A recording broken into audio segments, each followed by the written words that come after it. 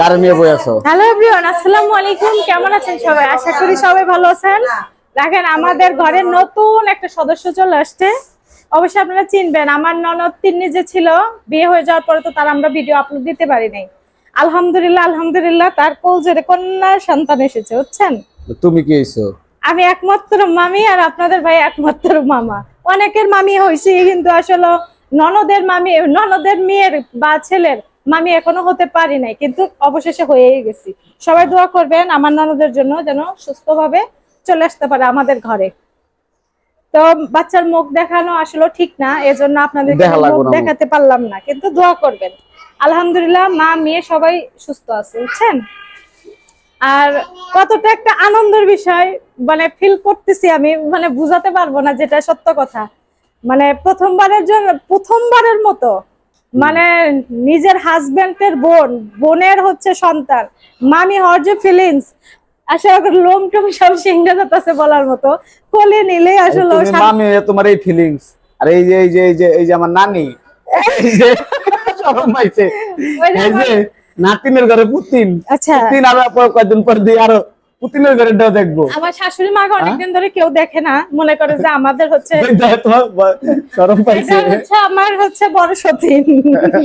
ওটা আমার শাশুড়ি মা অনেকে ভিডিও দেখে ফেলছেন, দেখার আগে যে হসপিটালে আসছি অনেকেই দেখছেন। ঠিক আছে, আমার শাশুড়ি মা দেখাও, মাক দেখাও, দেখাচ্ছি না সবাই।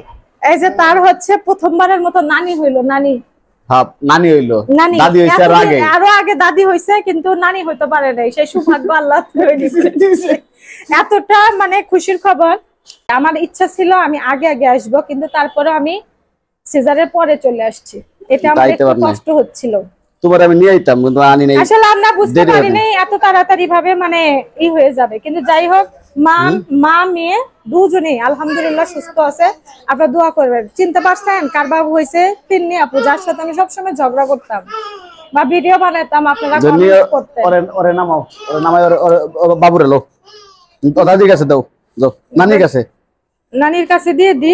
মুখটা আসলে দেখাতে খুব ইচ্ছা হচ্ছে, কিন্তু আরেকটু বড় হলে দেখাবো। হ্যাঁ, ছোট মানুষ, এখন তো সে অনেক ছোট, নজর লাগবে, দেখা লাগবে না। মাশাআল্লাহ মাশাআল্লাহ। এখন তোমার পেছি ঘুমাইছে, ও তো দাদি পাইয়া মনে করেন যে সৌভাগ্য, বুঝেন নাই? স্বর্গ পাইয়া গেছে গা। দাদির কোল পাইয়া নাতি ঘুমায় গেছে। এই যে নাতি এখন তো কয়টা হইলো? 2টা 4টা, এরে আমার কই যায়, এরে শুরু 4টা। আর সবচেয়ে মজার বিষয় কি জানেন?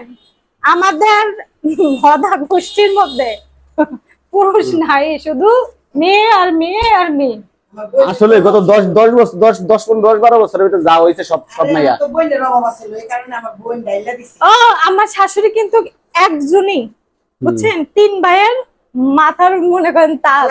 সব ভাইয়ের ঘরে সব নাতিন, আর আমার ছেলের ঘরে নাতিন, আমার একটা মেয়ের ঘরে এটাও নাতিন, নানি।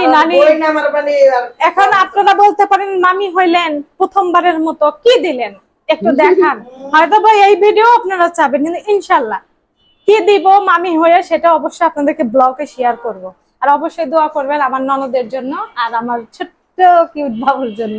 তো সবাই ভালো থাকবেন, সুস্থ থাকবেন। আজ এই পর্যন্ত, আল্লাহ হাফেজ।